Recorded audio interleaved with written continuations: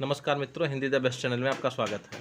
मैं ध्रुवराज वर्मा आज आपके सामने यूजीसी नेट दिसंबर 2018 में जो हिंदी प्रश्न पत्र आया हुआ था उसके बारे में बताने जा रहा हूं। और एक पार्ट में 1 से लेकर 50 तक और दूसरे पार्ट में फिर 51 से लेकर 100 तक रहेगा। तो आइए मित्रों शुरू करते हैं वीडियो। इनमें से कौन सी बिहारी हिंदी वर्ग में नहीं आती है? तो देखिए, आप जानते ही हैं कि भोजपुरी, मैथिली, मगही ये बिहारी के अंतर्गत आती हैं, छत्तीसगढ़ी नहीं आती है, क्योंकि अवधी, बघेली, छत्तीसगढ़ी ये पूर्वी हिंदी की बोलियां हैं। दूसरा आपका है, संस्कृत का कोई भी शब्द मनमाने ढंग से तोड़ मरोड़ कर तद्भव नहीं बनाया जा सकता है। तो यह कथन है सुनीत कुमार चटर्जी का।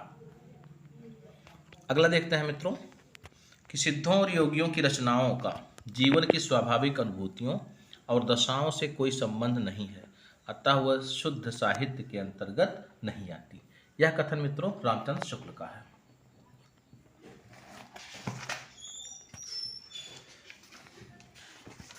अब प्रश्न संख्या 4 देखते हैं कि आरे नवजीवन अभिरामा, जत देखल तत कहे न पार्य, छौ अनुपम एक थामा। इसमें जो है कब कहना क्या चाहता है, यही बताना है आपको। तो इसका जो आंसर हो जाएगा, रूप वर्णन करने में संभ्रम की स्थिति में है। और नंबर 5, रस गगन गुफा में अजर झरे, आजपा सुमिरन जाप करे। यहाँ गगन गुफा का अभिप्राय क्या है? तो ऑप्शन देख रहे हैं आप लोग, आसमान में स्थित गुफा, अलौकिक गुफा, सहस्रार चक्र, मूलाधार चक्र। तो मित्रों इसका उत्तर हो जाएगा सहस्रार चक्र से है। हरिदासी संप्रदाय के राधा कृष्ण हैं, तो इसका उत्तर आपका हो जाएगा लोक। नंबर 7 पर देखते हैं, हरि अनंत हरि कथा अनंता। यह पंक्तियां किसकी है? तो तुलसीदास जी ने इस बात को स्वयं कही है, इसलिए तुलसीदास की स्वयं की उक्ति अर्थात उक्ति सही हो जाएगा।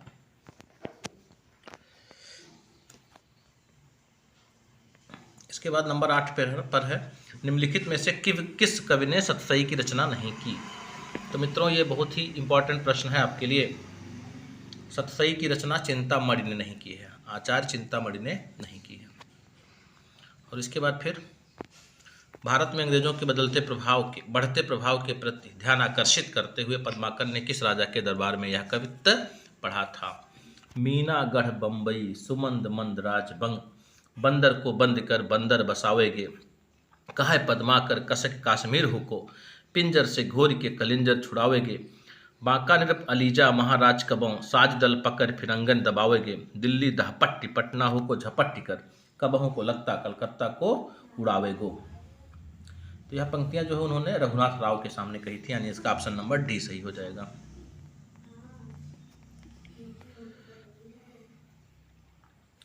निम्नलिखित में से कौन सी रचना गया प्रसाद शुक्ल स्नेही की नहीं है?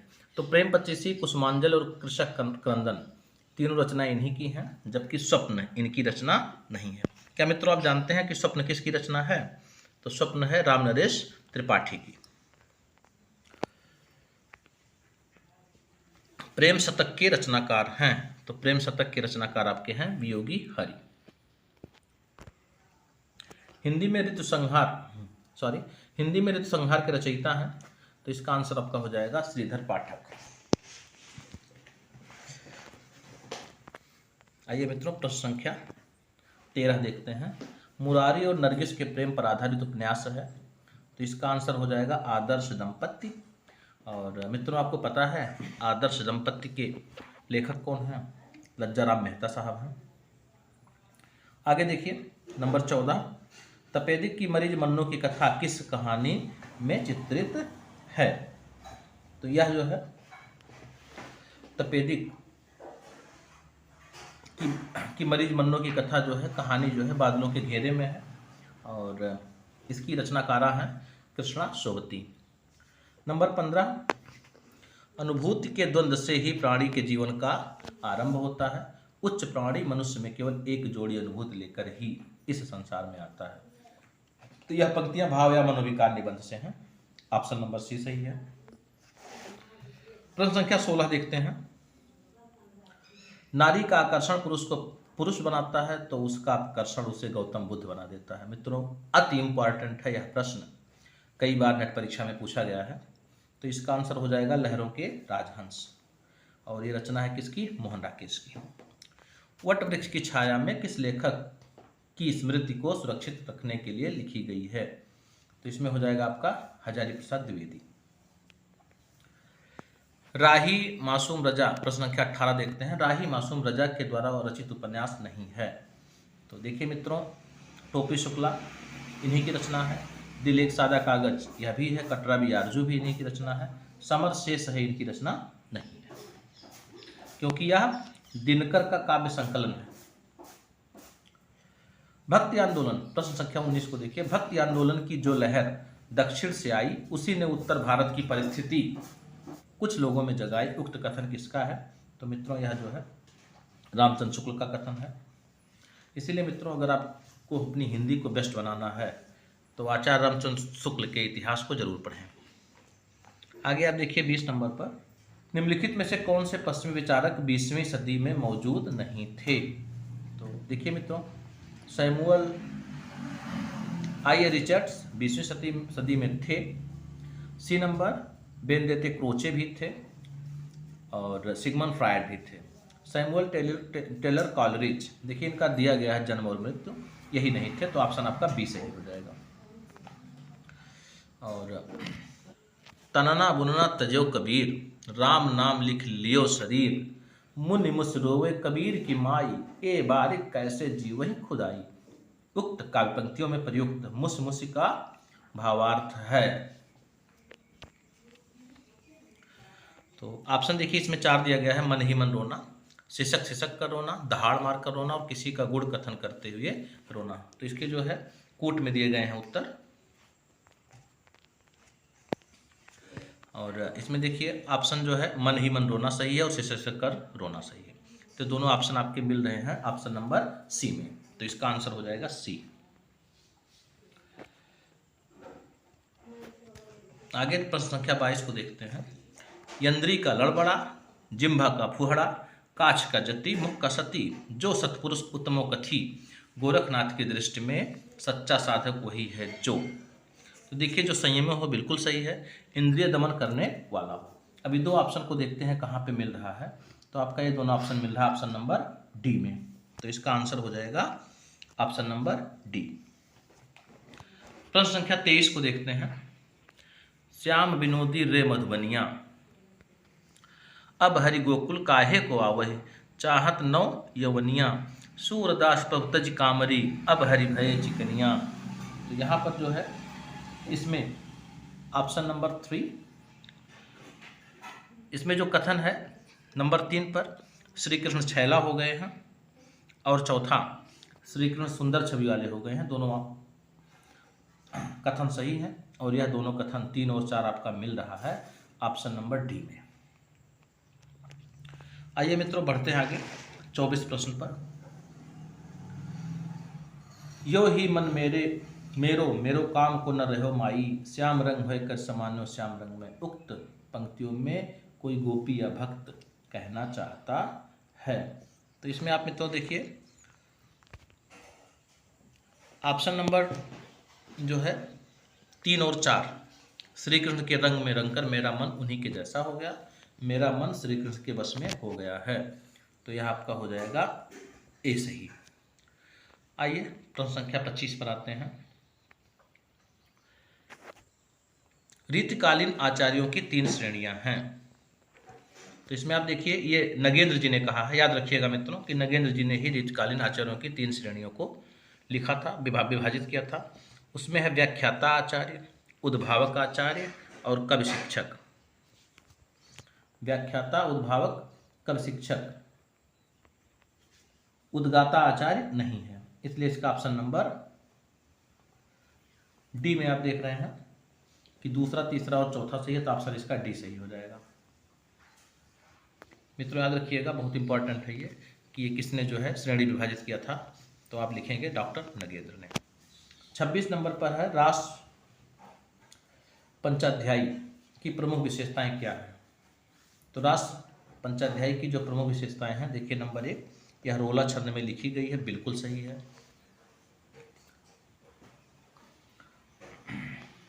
और नंबर 2, इसमें कृष्ण की लाल लीला का विस्तार के साथ वर्णन किया गया है, भी सही है।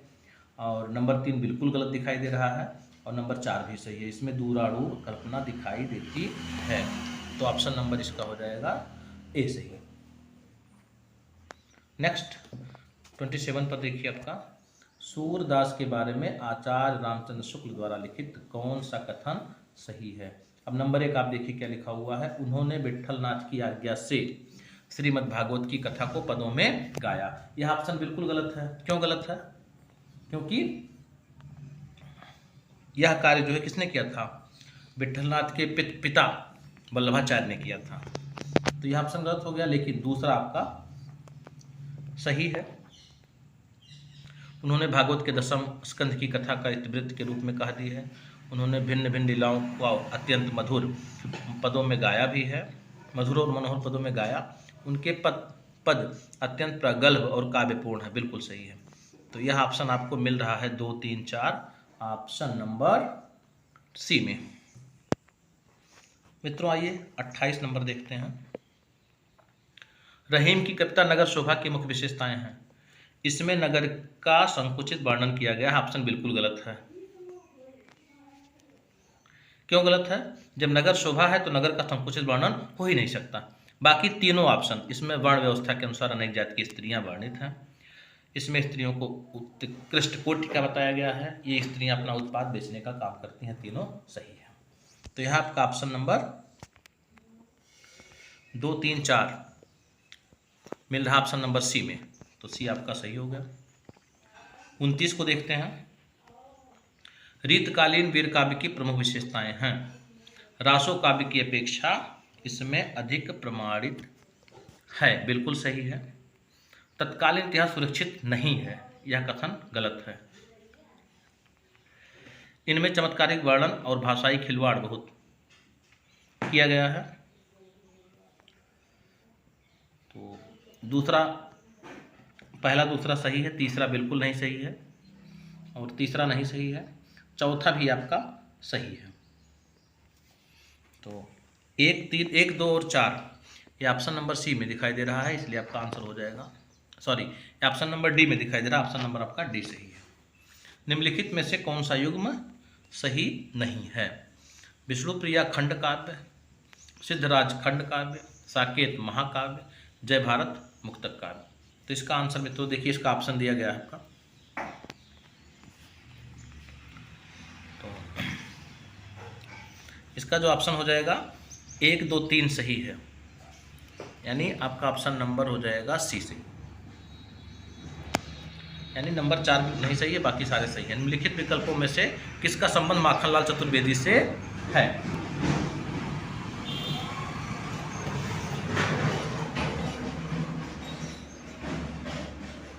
तो इसमें आप देखिए, आर्द्रा और पुष्प की अभिलाषा ये माखनलाल चतुर्वेदी की रचना है, और यह ऑप्शन आपका मिल रहा है ऑप्शन नंबर सी में। 32 पर देखते हैं मित्रों। सुमित्रानंद पंत की निम्नलिखित कृतियों में से कौन पद अरविंद दर्शन, किस पद पर अरविंद दर्शन का प्रभाव पड़ा? तो याद रखिए मित्रों, सुमित्रानंदन पंत ऐसे कवि हुए हैं जिनकी कुछ रचनाएं गांधी दर्शन पर, कुछ मार्क्सवादी दर्शन पर, और कुछ रचनाएं अरविंद दर्शन पर आधारित हैं। तो इसमें आप देखिए, सौवर्ण और रजत शिखर, ये दो ऑप्शन आपके, ये दो रचनाएं आपकी जो है अरविंद दर्शन पर आधारित हैं। तो ऑप्शन नंबर देखिए 2 और 3 आपका किस में मिल रहा है? सी पर, तो ऑप्शन नंबर सी सही है। 33 पर देखते हैं मित्रों। विदेशी पृष्ठभूमि पर आधारित उपन्यास है। वह दिन है, रुके की राधिका भी, और 7 नदियाँ एक समुद्र, तीनों, लेकिन नंबर 4 नहीं है। तो ये तीनों ऑप्शन आपके मिल रहे हैं ऑप्शन नंबर बी में। नंबर 34 पे देखिए आप, देश विभाजन के प्रसंग पर आधारित उपन्यास है। झूठा सच, बिल्कुल, कितने पाकिस्तान भी, तमस भी, छोटे छोटे महायुद्ध नहीं है। तो ऑप्शन नंबर आपका 34 में ये सही हो जाएगा। यह भी याद रखिए मित्रों, झूठा सच यशपाल की रचना है, तमस भीष्म साहनी की, और कितने पाकिस्तान कमलेश्वर की रचना है। नंबर 35 देखते हैं मित्रों। जैनेन्द्र की कहानियों के पात्र हैं, इसमें बेंजिलो को छोड़कर बाकी सारे पात्र हैं। तो ऑप्शन नंबर 1, 2, 3 किसमें मिल रहा है, वही ऑप्शन आपका सही हो जाएगा। तो ऑप्शन नंबर ए सही है। ऑप्शन नंबर सी सही है। 1, 2 और 4 सही है।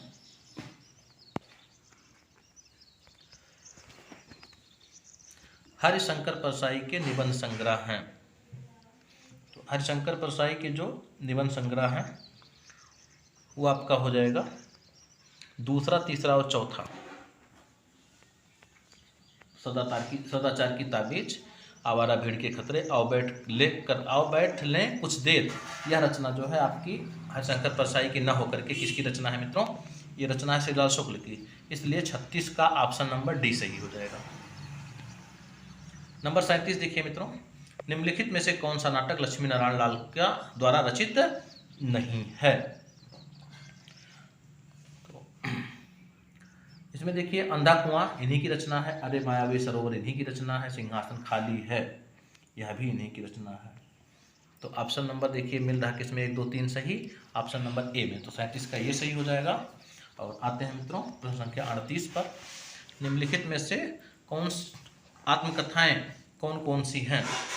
तिरस्कृत आत्मकथा है, अपनी धरती अपने लोग आत्मकथा है, और बसंत से पतझड़ तक भी आपकी आत्मकथा है, लेकिन सहचर है समय आत्मकथा नहीं है। तो ऑप्शन नंबर देखिए 1, 2, 3 किसमें है आपका मित्रों, ऑप्शन नंबर बी में। 39 पर देखते हैं मित्रों, निम्नलिखित में से कौन से प्रगतिवादी मूल्य नहीं है। तो इसमें एकेश्वरवाद जो है प्रगतिवादी मूल्य नहीं है, बाकी सारे ऑप्शन सारी चीजें सही हैं। तो 1, 2, 3 आपका ऑप्शन नंबर किसमें है, ऑप्शन नंबर डी में। नेक्स्ट 40 पर देखते हैं मित्रों, दृग ऊर्झत टूटत कुटुम जुरत चतुर्चित प्रेत, परत गांठ गुर्जन है दैन्य रीत। उपयुक्त दोहे के संबंध में कौन सा कथन सही है। तो इसमें मित्रों देखिए, इसमें प्रेमी प्रेमिका के स्वाभाविक चित्रण का वर्णन हुआ है, यह ऑप्शन सही है। और इसमें असंगत अलंकार है, यह भी ऑप्शन सही है। तो ये दोनों ऑप्शन आपके मिल रहे हैं, ये सही है इसका। 41 पर देखते हैं मित्रों, सराह निम्नलिखित कालक्रम की दृष्टि से रचनाकारों का सही अनुक्रम है। तो इसमें मित्रों याद रखिएगा, नंबर 1 पे सराहपा रहते हैं, फिर पुष्पदंत, अधमाड़ और हेमचंद। तो ऑप्शन नंबर ए इसका सही हो गया। 42 को देखते हैं, 42 में भी सबसे पुराने जो हैं अनुसार आचार्यों का जो सही अनुक्रम है उसमें रामानुजाचार्य, निम्बारकाचार्य, मध्वाचार्य, वल्लभाचार्य। तो ऑप्शन नंबर डी सही हो जाएगा। 43 पर देखते हैं मित्रों, प्रकाशन वर्ष के अनुसार निम्नलिखित रचनाओं का सही अनुक्रम है। तो इसमें मित्रों देखिए सबसे पहले हो जाएगा काव्य निर्णय, रस रहस्य, जगत विनोद और भाव विलास, यानी ऑप्शन नंबर डी सही है। नंबर 44 पर देखिए मित्रों, हरिवंश राय बच्चन की जो रचनाएं हैं उनके बारे में पूछा गया है, इनका क्रम पूछा गया है। तो सबसे पहले हो जाएगा आपका मधुशाला, फिर एकांत संगीत, सतरंगड़ी और इसके बाद मिलनयामिनी, यानी ऑप्शन नंबर सी सही है। 45 नंबर पर देखिए मित्रों, जन्म काल के अनुसार सही अनुक्रम है श्रीधर पाठक, अयोध्या सिंह उपाध्याय, हरिओ, जयशंकर प्रसाद, सुमित्रानंदन पंत, यानी 45 का ऑप्शन नंबर ए सही है। आइए मित्रों 46 पर आते हैं। 46 पर प्रकाशन वर्ष के अनुसार निम्नलिखित रचनाओं का सही अनुक्रम है। तो सबसे पहले इसमें आपका हो जाएगा झरना, जयशंकर प्रसाद, अनामिका, निराला जी, पल्लव पंत, निहार, महादेवी वर्मा। ऑप्शन नंबर आपका सी सही है। 47 पर देखते हैं मित्रों, निम्नलिखित प्रकाशन वर्ष के अनुसार जयशंकर प्रसाद की रचनाओं का सही अनुक्रम है। तो इसका आपका हो जाएगा प्रेम पथिक, आंसू लहर कामायनी। ऑप्शन नंबर सी सही है। 48 पर देखिए मित्रों, इसका जो सही अनुक्रम है वो सबसे पहले रहेगा कठगुलाब जो 1966 में, सूरजमुखी अंधेरे के 1972, ठीकरे की मंगनी, शेष यात्रा 2009, यानी ऑप्शन नंबर 48 का बी सही है। 49 में देखिए मित्रों, प्रकाशन वर्ष के अनुसार निम्नलिखित कहानी संग्रह का सही अनुक्रम है, तो इसमें हो जाएगा ऑप्शन नंबर सी, परिंदे, इंसान का खंडहर, सतह से उठता आदमी, पीली छतरी वाली लड़की। आइए मित्रों अंतिम क्वेश्चन पर बढ़ते हैं आगे। प्रकाशन वर्ष के अनुसार विद्यानिवास मित्र के निबंधों का सही अनुक्रम है। शिरीष की याद आई, तमाल के झरोखे, शेफाली झर रही है, रथ यात्रा। तो ऑप्शन नंबर आपका डी सही है। मित्रों इसके साथ आपको यह भी बताना है कि विद्यानिवास मित्र किस प्रकार के निबंधकार हैं।